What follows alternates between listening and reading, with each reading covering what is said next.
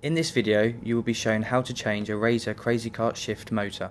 You will need a new motor, replacement bolt and washers, 3 Phillips screws, a screwdriver and a spanner. Everything apart from the spanner and the screwdriver can be supplied by Recreation. See the link below. To remove the motor, you will need the spanner to remove the nut shown here. Remove the 2 screws shown here.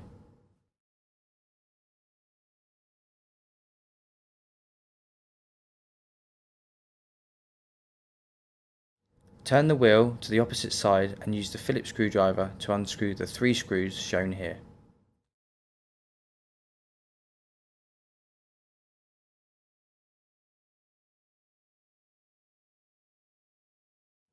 Lift the wheel to ensure it's loose.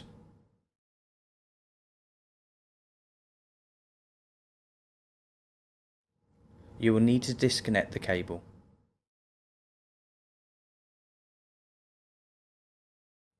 Replace your new motor into its housing, making sure the 3 screw holes shown here line up.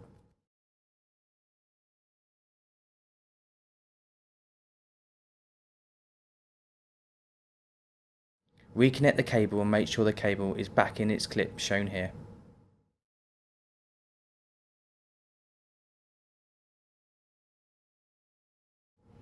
Now screw in the 3 screws as shown.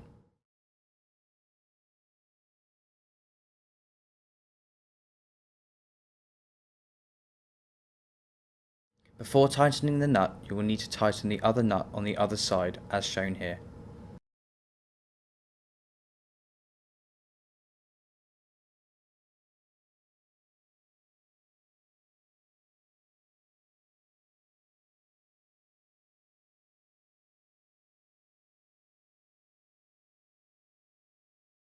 Once you have done this, tighten the nut and secure using the spanner.